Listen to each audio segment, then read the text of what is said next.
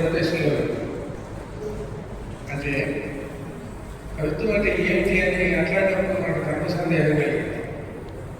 నాకంటే బాగా సీనియర్ కవి, నేను కూడా చాలా గౌరవించేటటువంటి కవి.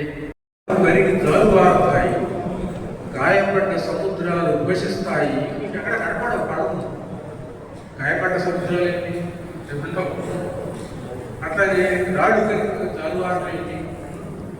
కాబట్టి ఈ కోరికని అట్లాంటి ఎక్కడో రాళ్ళు కలిగి జాలువారుతాయి, గాయపడ్డ సముద్రాలు ఉభసిస్తాయి, దయా పుష్పాలు తగిదలా నలతాయి, కనపడని చేతులు దేహానికి నిండుతాయి, వేల పావులాలు కువ మీద నలతాయి.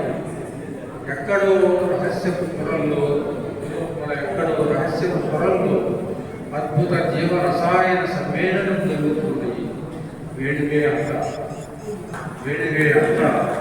ఆనందమై వేధిస్తుంది, వేడివే అంతా ఆనందమై వేధిస్తుంది. కవిత్వంలో కూడా అంతే, కవిత్వానికి కూడా వస్తు శిల్పాలు ఉంటాయి.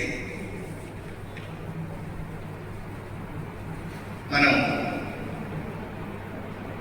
వస్తువును కవిత్వంలో ఎంపిక చేసుకుంటున్నది. అంటే నేను ఇందాక ప్రారంభించిన